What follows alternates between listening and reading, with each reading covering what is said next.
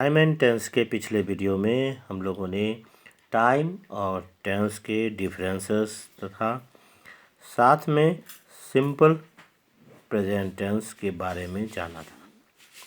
Video के इस भाग में हम लोग प्रेजेंट कंटिन्यूअस टेंस के बारे में जानेंगे। इसका स्ट्रक्चर फॉर्म होता है सब्जेक्ट प्लस एम और आर और इज प्लस V4 यानी कि verb plus ING plus object और कॉम्प्लीमेंट।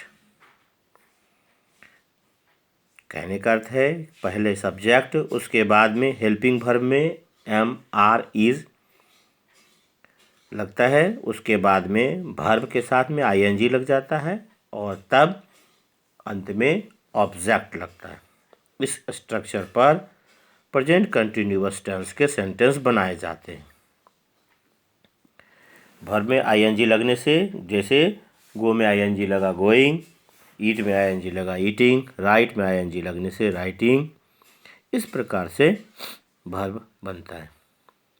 एम का प्रयोग आई के साथ होता है और आर का प्रयोग जो है वह वी, दे, यू और अन्य प्लूरल नाउन के साथ में, जैसे कोई भी है बॉयज़, गर्ल्स, इस प्रकार से प्लूरल नाउन्स के साथ में भी आर का प्रयोग होता है। और उसी प्रकार से यू, दे और वी के साथ भी आर का प्रयोग होता है। इज का प्रयोग ही, सी, इट तथा third person singular number nouns के साथ भी किया जाता है। जैसे कहते हैं कि I am writing a letter. इसमें एम जो है वह हेल्पिंग वर्ब है, उसके बाद में वर्ब के साथ ING लगा है। इसी प्रकार से है he is reading a novel, they are flying kites, Sheela is walking. इसके बाद है इंट्रोगेटिव सेंटेंसेस। हेल्पिंग वर्ब को सब्जेक्ट के पहले रखकर इंट्रोगेटिव सेंटेंस बनाया जाता है। इसका स्ट्रक्चर है am is are plus subject plus V4 यानी verb plus ING plus object या कॉम्प्लीमेंट। एग्जाम्पल इस प्रकार है, जैसे are you going to Delhi, am I telling a lie, is he selling his house, are they taking tea. इस प्रकार से negative sentence main verb और हेल्पिंग वर्ब के बीच में नॉट जोड़कर नेगेटिव सेंटेंस बनाया जाता है। इसका स्ट्रक्चर फॉर्म है subject plus am is are plus not plus verb plus ING plus object या कॉम्प्लीमेंट। जैसे I am not waxing you, you are, they are not feeding the cows, she is not doing her duty well, students are not making a noise। इस प्रकार से uses of present continuous tense. अब उन terms को देखें जिन terms में present continuous tense का प्रयोग किया जाता है। To express temporary action in the present, वर्तमान में अस्थायी कार्यकलाप की अभिव्यक्ति करने के लिए प्रेजेंट कंटिन्यूअस टेंस का प्रयोग किया जाता है। जैसे कहते हैं all of the students are sitting and talking, most of the students are doing well here, at this time I am speaking from Varanasi, Patna is facing electricity problem these days। Present tense का प्रयोग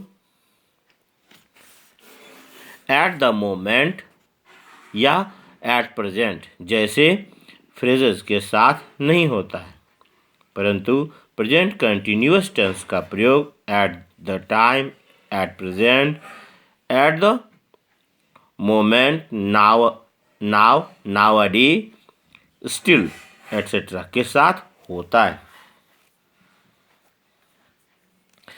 इसके बाद है दूसरा term है to express action happening at the time of speaking. बोलने के वक्त जारी रहने वाले कार्यकलाप की अभिव्यक्ति के लिए। कहने का अर्थ है कि जिस समय हम बोल रहे हैं उस वक्त वह काम अगर जारी है तो वैसी स्थिति में प्रेजेंट कंटिन्यूअस टेंस का प्रयोग किया जाता है।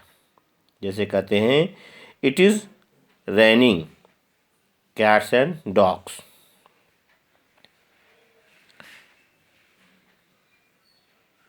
Ritu is studying in her room. Her brother is sleeping at present. I am looking for my handkerchief. इसके बाद तीसरा टर्म है to express action in progress but not necessarily at the time of speaking. ऐसे कार्यकलाप की अभिव्यक्ति जो बोलने के समय तो संपन्न नहीं हो रहा हो लेकिन अभिष्ट समय के दिए गए समय के आसपास या इन दिनों हो रहा हो, तो वैसी स्थिति में भी प्रेजेंट कंटिन्यूअस टेंस का प्रयोग किया जाता है। जैसे I am writing a book these days.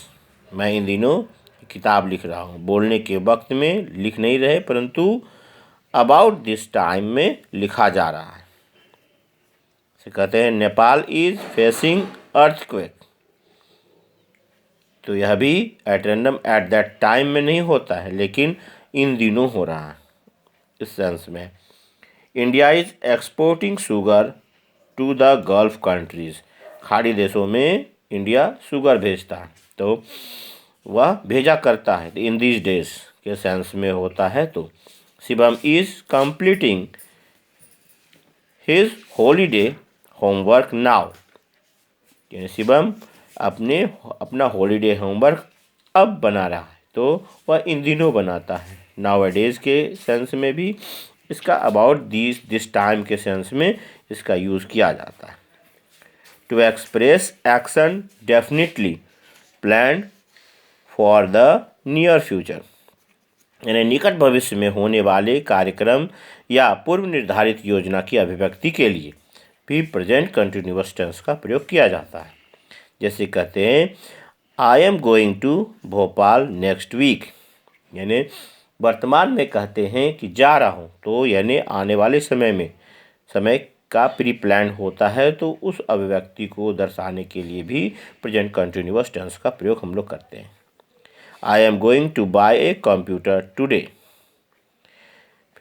फिर है we are holding a seminar next month. The president is arriving in Delhi tomorrow. तो इस प्रकार से हम लोग जो है वह डेफिनेटली प्लान्ड या वैसा एक्शन जो कि नियर फ्यूचर में होगा उसे दर्शाने के लिए हम लोग प्रेजेंट कंटिन्यूअस टेंस का यूज़ करते हैं।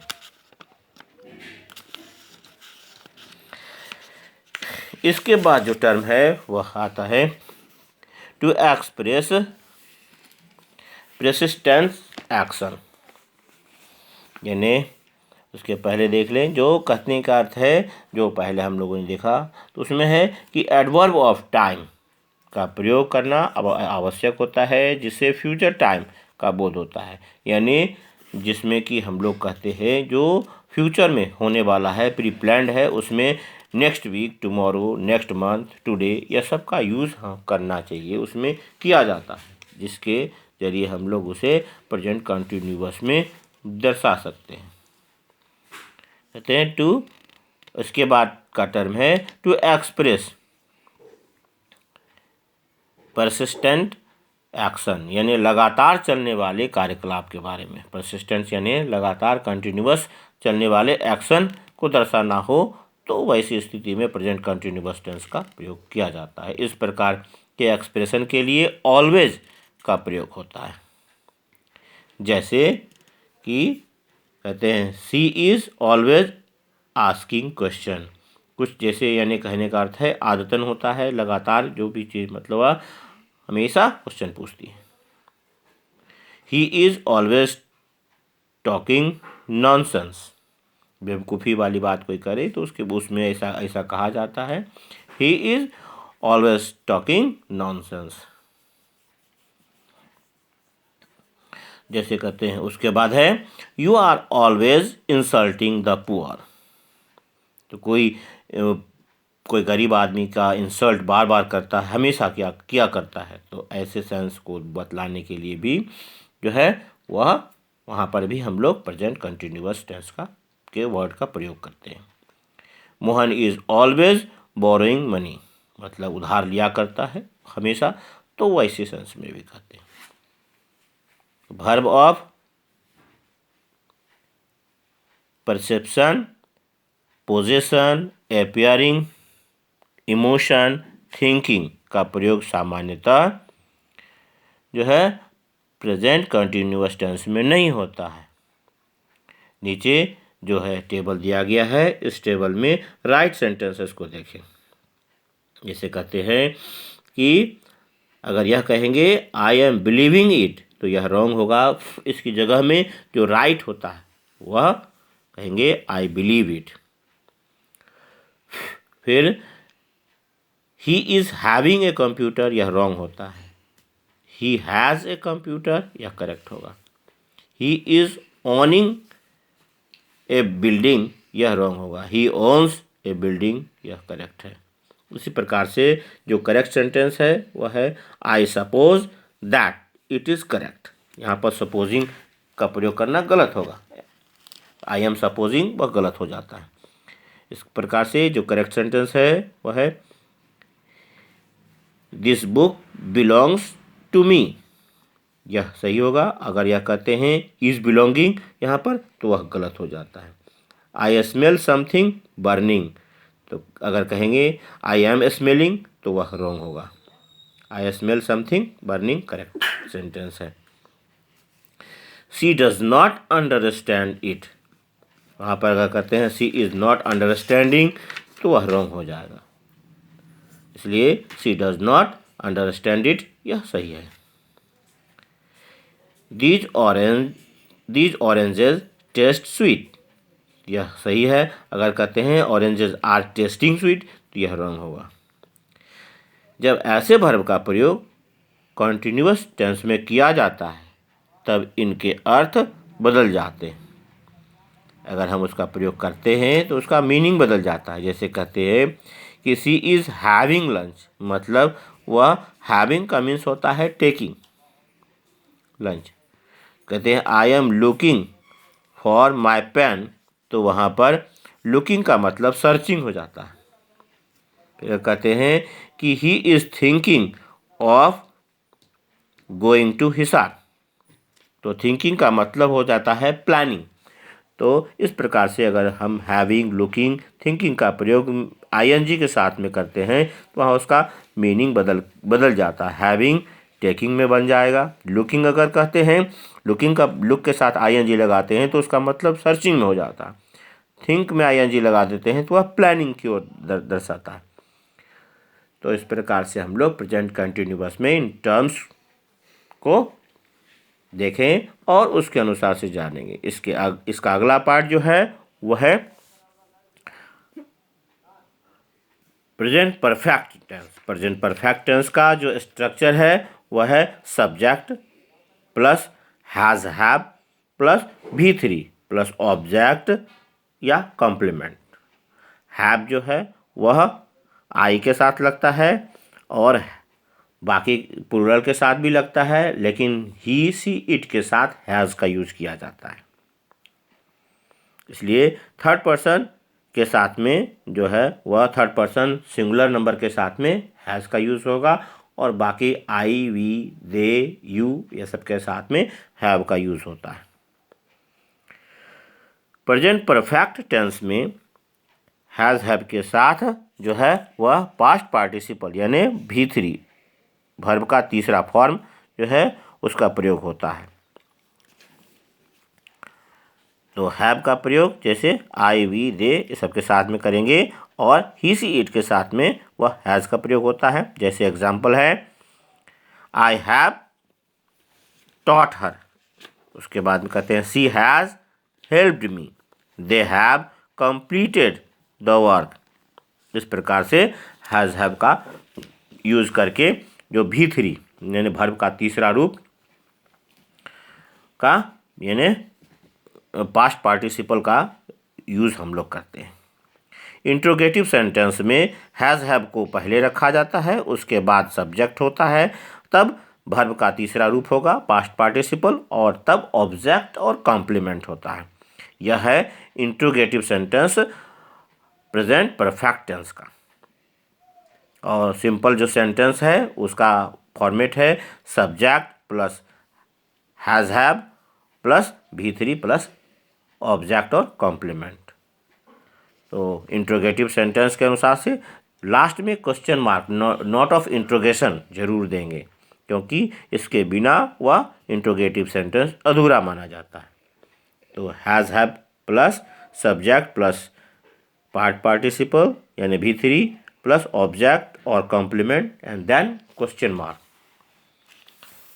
Examples are like that, has he gone to Delhi question mark, have you ever seen the Red Fort question mark, have you done your homework question mark. Like that interrogative sentence हम लोग बनाएंगे। Negative sentence में main verb तथा helping verb के बीच में not का प्रयोग किया जाता है। जैसे स्ट्रक्चर इसका इस प्रकार से होगा, subject plus have has plus not plus past participle यानी V3 प्लस ऑब्जेक्ट और कॉम्प्लीमेंट। जैसे कहते हैं I have not taken my lunch yet, I have not completed the work, he has not consulted any doctor. तो इस प्रकार से हम लोग नेगेटिव सेंटेंस बनाते हैं। इसके बाद आता है uses of present perfect tense, यानी वे टर्म्स जहां प्रेजेंट परफेक्ट टेंस यूज किए जाते हैं to express action that have been completed but whose effect continues, यानी कि ऐसा कार्यकलाप जो भूतकाल में संपन्न हुआ लेकिन उसका प्रभाव वर्तमान समय में भी है। तो वैसी स्थिति में जो है प्रेजेंट परफेक्ट टेंस का यूज किया जाता है। जैसे कहते हैं I have taken my lunch.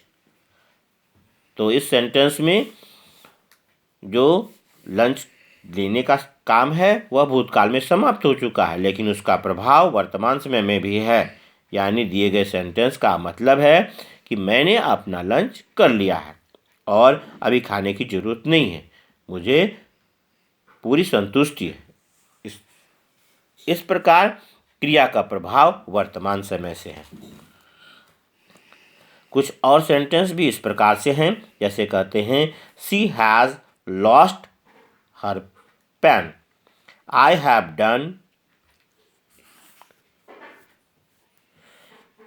Done my guardian. उसके बाद में कहते हैं I have done my graduation, और यानी मैंने अपना ग्रेजुएशन कर लिया है। तो पहले कर चुके हैं लेकिन वह अभी भी उसका प्रभाव होता ही है। तो वह कोई भी कोर्स अगर करते हैं तो वह उसके साथ भी यह कहा जाता है।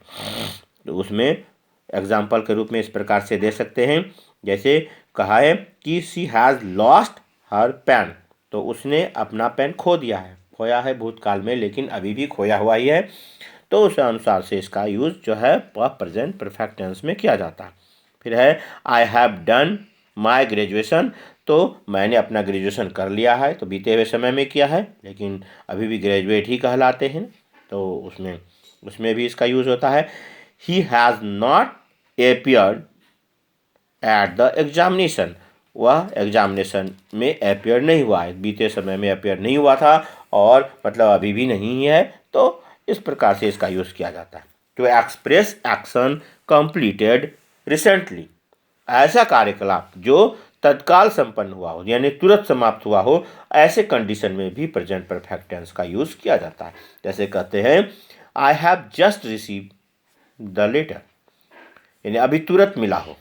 तो ऐसे सेंस में she has visited America twice, यानी अभी तत्काल में वह गई हो, तो वैसी स्थिति में भी we have already decided to do this work, मतलब ऑलरेडी तत्काल में आपने डिसाइड कर लिया, तो ऐसी स्थिति में प्रेजेंट परफेक्ट टेंस का प्रयोग इन शब्दों यानी yet, as yet, already, just, just now, so far, since, ever, ever since,